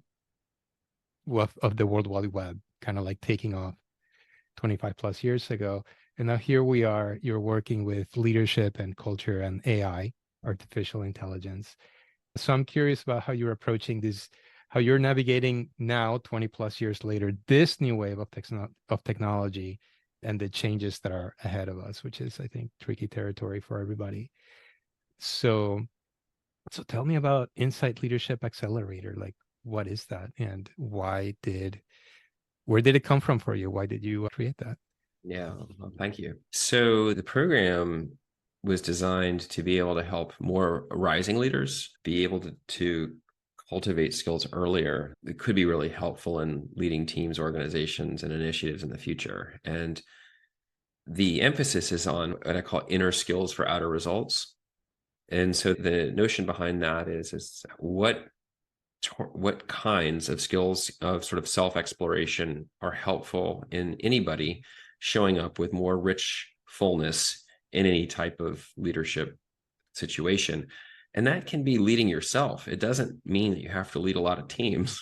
It's really about giving you more choice in the moment so that you've got a more of a cultivated way of responding rather than reacting. It also has to do with understanding that our nervous system is not an infinitely elastic system, that it does need to be nurtured and cultivated. Otherwise, we can actually get sick. And we can drive our teams to either they'll leave or get sick. And so, how do we not do those things? How do we develop skills inside to be able to be better? And you're going to find in the course, like it has this first bit is really about what's called skilled leadership now, and then learning how to manage self first. And what does that mean to manage ourselves? Like first we have to explore like, well, what am I? Who am I? Right. And we don't spend a lot of time in development for people really doing that much when they're young. A little bit, but it's certainly not formal. So it's acquire these skills, get these degrees. I mean, if you're in this privileged spot of like doing that route, acquire these skills, get these degrees, go get this job and achieve this stuff. Or it could be I'm in my community and like, here's how I'm going to want to make a contribution. Like, so no matter what it is, you're starting to try to figure out how to get somebody into the space where they can hold more energy, more complexity, and do it with grace, which means capacitating a lot of energy in a way that actually like transmutes it so that it's workable for other people, right? Builds trust, which is what we need more of in our society and in our businesses. increases discernment and discretion, which is understanding how and when to act, what information on which you're acting, those kinds of things. Overall self-awareness in general, like continually doing the self-learning and the humility that's involved with that work, because often our ego is just dying to become ever more self-assured. And so those are some of the attributes that the course touches on. It has also an emphasis on other skills that I think aren't really taught, which is how do I vision? How do I actually work with vision? How do I work with leading others? What does that actually mean? It's really actually resurfacing a lot of our most basic human tenets and figuring out how to fine tune them a little bit better so that people can have better results outside. In what ways are you delivering this to people now? So it's delivered right now, just like this, like virtually. So I thought about like, okay, so everybody in the world is like super duper busy. So how can we reach them? Well, this is what we came up with. 15 minutes to intellectually like get introduced to an idea, potentially a live session where instead of it's more talking, it's actually a live practice. So the cohort practices together. Yeah. A little more practice outside of that. And then they kind of go on to the next and it stacks and it builds. So it's about bringing people back into embodied learning is early in the program as you can, and giving them less to learn, but it's very distilled learning. So it might be like, what is the role of mindfulness in leadership, and how can you cultivate that? And why should you cultivate it? Like really simplifying it, which is like, if your two greatest superpowers are choice and awareness, how do you be sure that those are not being assaulted by social media and things like that, that you have enough cultivated awareness to make really good choices and even have energy left over for the things that are happening that you might not expect to confront in a day. Yeah. Well, Chris, this project is called Making Business Art. So I'm curious, what comes up for you when you hear that phrase? What meaning do you make out of that? Oh my goodness. I think that's just the way to live. When Mandala was founded, the tagline for it was work with love, right? I was like a little bit sheepish about saying that for a while. I was like, is that just too soft? I'm like, nope, not anymore. No apologies. So it is similar to business as art, right? Working with love means working in a much more robust way.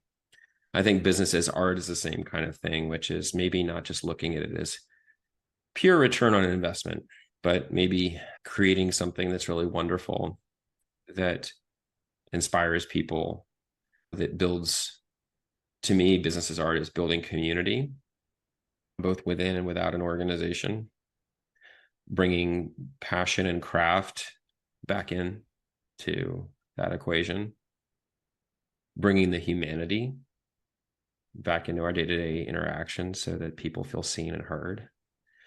And probably above all, like remembering that we work to live, not live to work, right? So it's like, how do we have these things come into a more cohesive and coherent balance so that we can live full and meaningful lives, all of us, not just a few of us.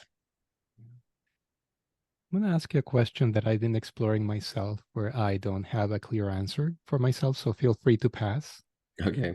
Well, I'm going to toss it out there just to see what comes out of it. I mean, something I've been exploring for myself is, what is it that wants to be expressed through my life? And since we spend a lot of time of our waking day in business, making a living, some of it is focused on that through that lens of, well, making business art.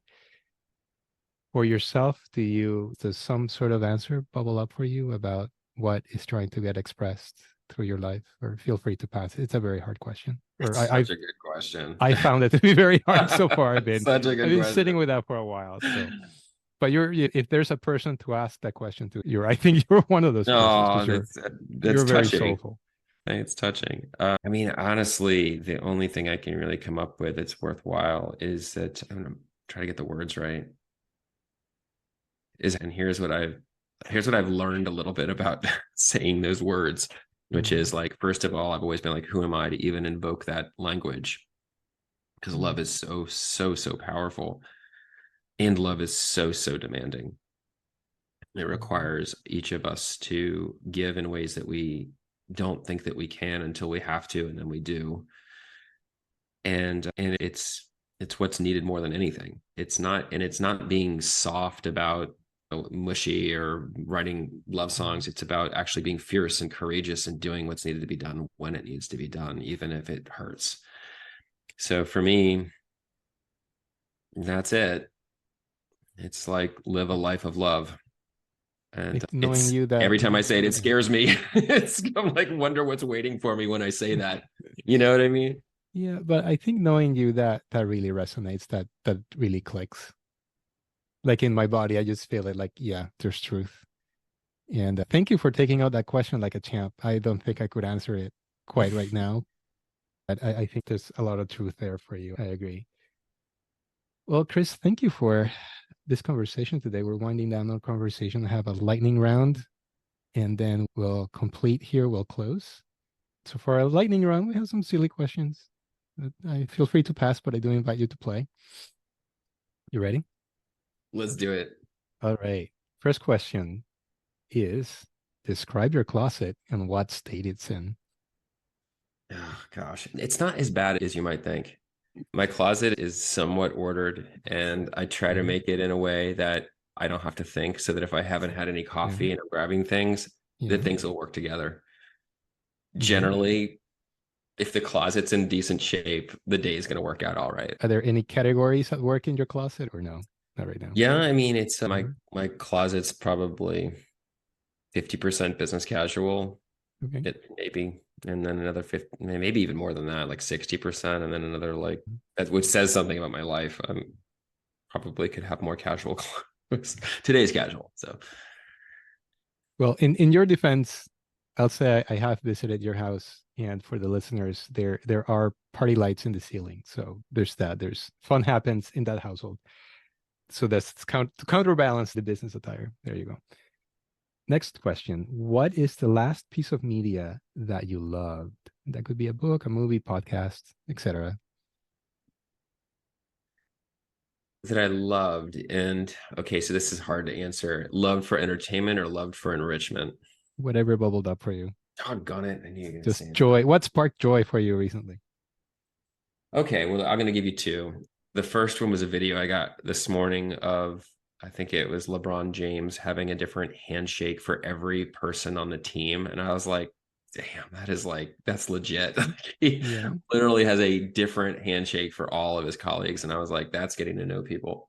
So I like that little video. It's on YouTube. My colleague Rosanna gave me this book called The Human Herd, which is about Oh. awakening inner leadership skills for people that work Mhm. with animals and what we can remember about Mm. sensing and Mhm. working in groups. And so I'm enjoying that book right now by Beth and Stendig.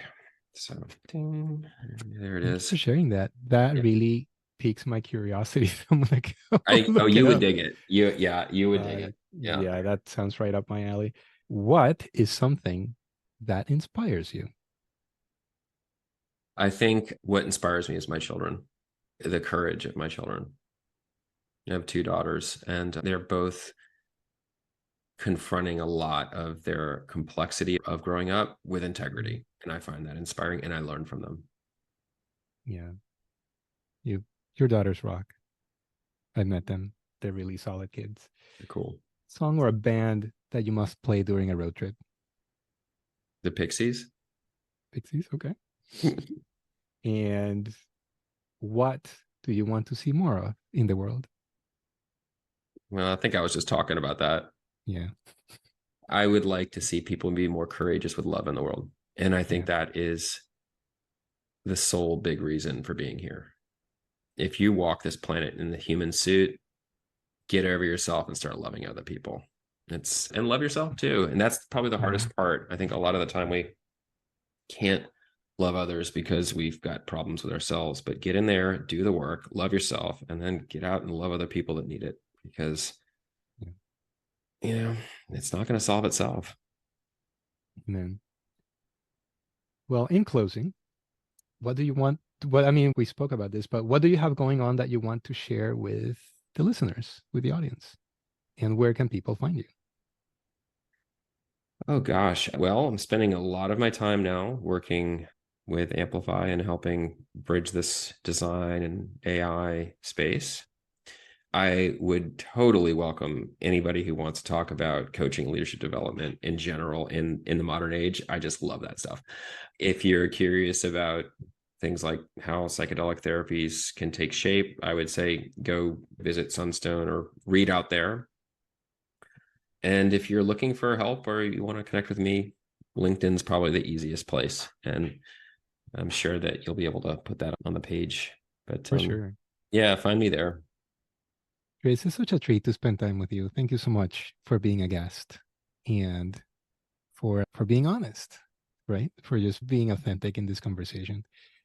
I know I still struggle with like love and the soft things because how is it so soft? So it's a great example seeing somebody like you just be brave and like just put it out there.